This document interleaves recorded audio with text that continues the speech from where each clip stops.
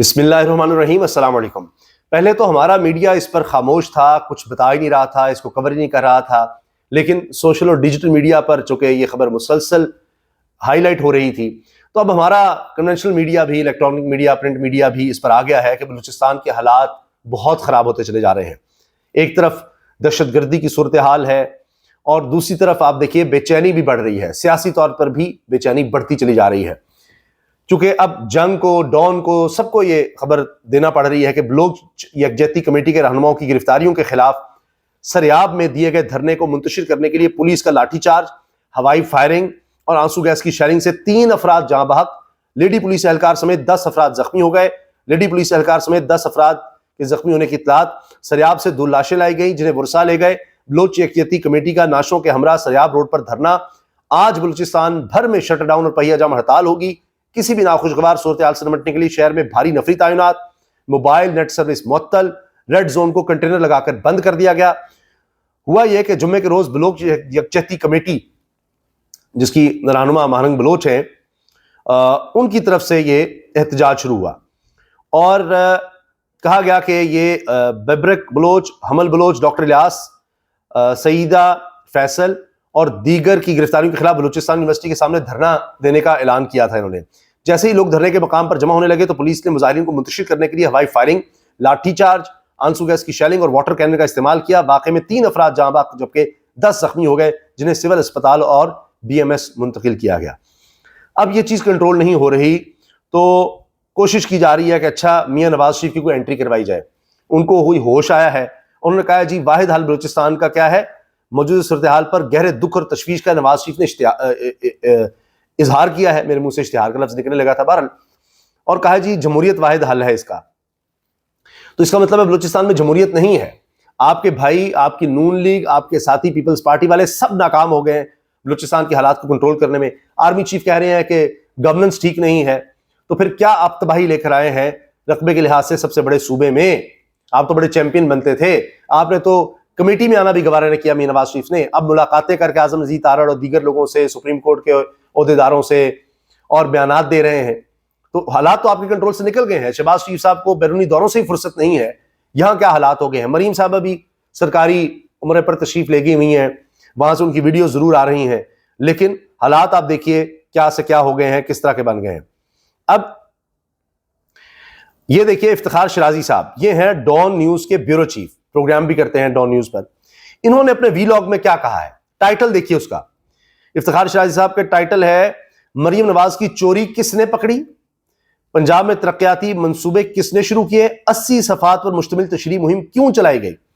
اب ہوا یہ ہے کہ اس میں یہ بتا رہے افتخار شرازی صاحب کہ جتنے پروجیکٹس تحریک انصاف کے تھے ان سب پر اپنی تختی لگوا دی ہے، اپنا اشتہار لگوا دیا، اپنی تصویر لگوا دی، اپنا نام لگوا دیا، چاہے وہ کسان کے بارے میں تھے، چاہے وہ خواتین کے بارے میں تھے، سارے پروجیکٹس، اور اشتہار بازی انہوں نے شروع کر دی. تو یہ چوری ان کی پکڑی گئی ہے اور یہ جو اپوزیشن ہے، ان کے رہنما ہیں، انہوں نے اس پر ایک طرح سے پورے ثبوتوں کے ساتھ فیکٹ شیٹ جاری کر دی ہے.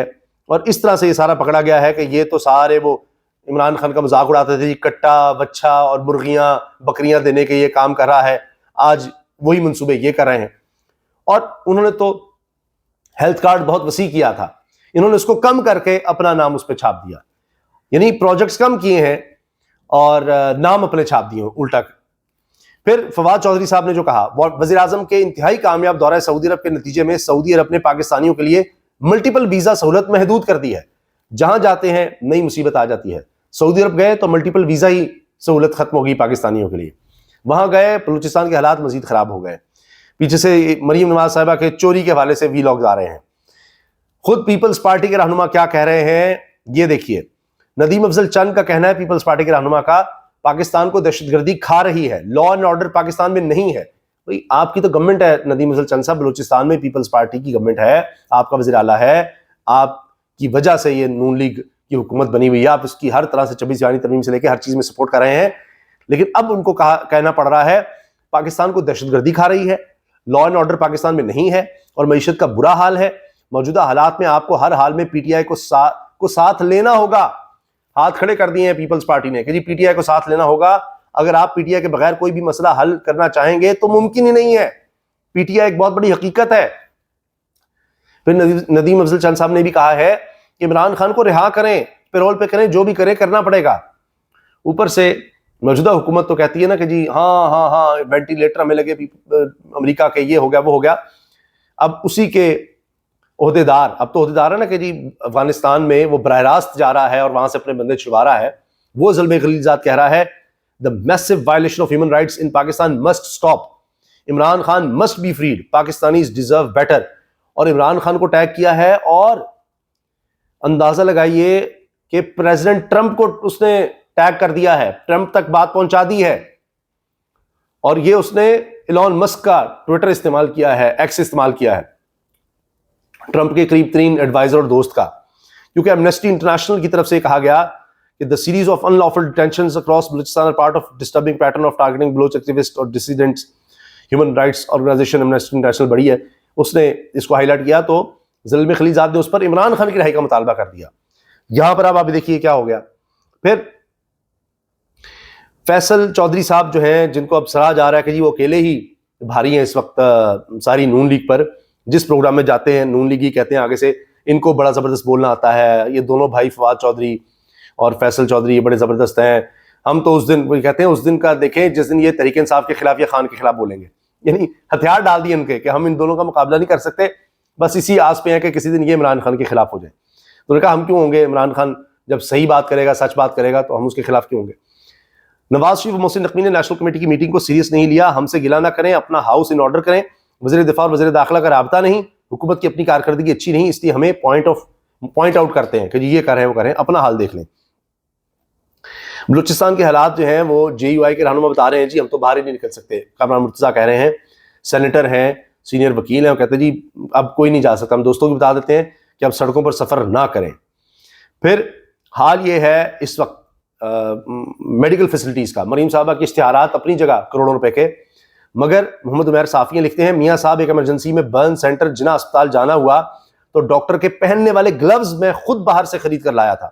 باقی اندازہ خود کر لیں. یہ پتوں کی اسپتال کی پرچی ہے جہاں سرجری والا دھاگا باہر سے لانا پڑا. پنجاب بھر میں اسپتالوں کی یہی صورتحال ہے. سرجری کا دھاگا آپ کو باہر سے خریدنا پڑے گا, آپ کو گلوز ڈاکٹر کو باہر سے لا کر خرید کر دینے پڑیں گے. یہ حال ہو گیا ہے. اچھا, فورن انویسٹمنٹ بالکل ختم ہو چکی, صرف قرض آپ لے رہے ہیں اور وہ بھی اتنا نہیں جتنی ضرورت ہے. حال یہ ہو گیا ہے کہ اب کہا جا رہا ہے نجم ولی خان کہنے کو صحافی ہیں, پی ٹی وی پر ان کو نوکری بھی دی گئی ہے, اس سے پہلے ریلوے میں بھی شاید انہیں کو نوکری دی گئی تھی نون لیگ کی طرف سے. وہ کہتے ہیں ہمیں دہشت گردوں کو عبرت کا نشان بنانے کے لیے نارتھ کوریا سے فیملی سینٹینسنگ کا وہ قانون کاپی کرنا ہوگا جس میں ایک مجرم کے ساتھ اس کی فیملی کو بھی کلیکٹیو رسپانسبلٹی میں سزا دی جاتی ہے. تم نے اسے کیوں نہیں روکا, اس کی چھتربیت کیوں نہیں کی, دہشت گرد کا سارا خاندان اندر کر دیں, کلیکٹیو پنشمنٹ یہ کہہ رہے ہیں.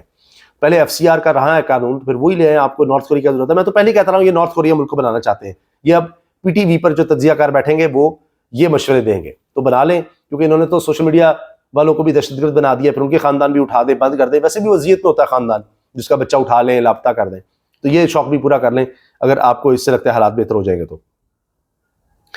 اچھا, گنڈا پور صاحب نے کہا ہے فیصل واڈا ایک کامیڈین اور گھٹیا انسان ہے, مجھے پتا ہوتا ہے اس نے کمیٹی میں آنا ہے تو میں جاتا ہی نہ. حکومت کے للے تللے بڑھتے چلے جا رہے ہیں. انہوں نے اپنی تنخواہوں میں اضافہ کر لیا ہے کوئی 200%. 5 لاکھ سے زیادہ وزراء کی تنخواہ ہو گئی ہے, پہلے 2 لاکھ تھی, اب 5 لاکھ سے زیادہ کر دی ہے. اور دوسری طرف 6000 ملازمین کو نوکری سے فارغ کر دی یوٹیلیٹی سٹور کے.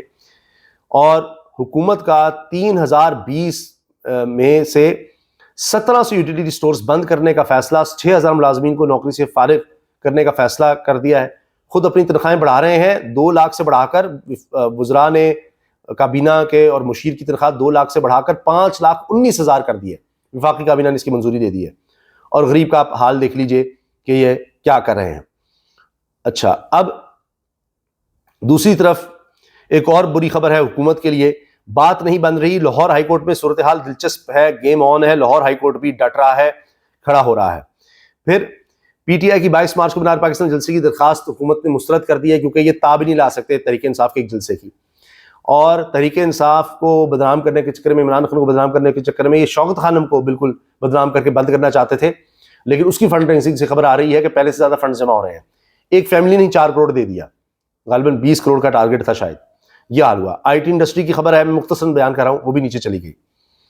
پھر امینڈا کی صحافی فرحان ملک کی گرفتاری کی مذمت، رہائی کا مطالبہ کیا ہے۔ فرحان ملک جو صحافی ان کو گرفتار کیا ہوا ہے، تمام صحافی ان کے ساتھ کھڑے ہو گئے ہیں۔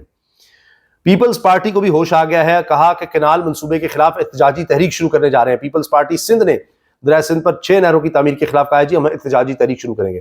اب ان کو ہوش آ گیا ہے، یہ اب آ کر بتانا چاہ رہے ہیں کہ جی ہم بڑے اس وقت عوامی مسائل پر توجہ دے رہے ہیں عوام کا برا حال کرنے کے بعد۔ اور اس کے ساتھ جناب یہ دیکھیے خلیق کیانی کہتے ہیں targeting purported ₹150 billion solar burden instead of 1300 billion annual burden transmission and dispatch loss plus low recovery. 1300 ارب روپے کے سالانہ لاس ان کو ہو رہے ہیں حکومت کو، جو بجلی چوری میں، ٹرانسمیشن ڈسپیچ میں۔ اس 1300 ارب کی طرف دھیان نہیں دے رہے جو لاس ہو رہا ہے۔ 150 ارب کہہ رہے ہیں جی ہم پر برڈن آ گیا سولر، جو لوگوں نے نیٹ میٹرنگ لگائی ہے اس کا۔ یہ ان کی پرائرٹیز ہیں، یہ ان کی ترجیحات ہیں۔ یہ ہے جناب حکومت کی کارکردگی جو ہمیں نظر آ رہی ہے۔ تو انہوں نے کیا سعودی عرب جا کر کرنا ہے، یہ جہاں جاتے ہیں پیچھے سے بری خبریں، وہاں سے بھی بری خبریں اور یہاں بھی بری خبریں بن جاتی ہیں۔ اجازت دیجیے، اللہ حافظ۔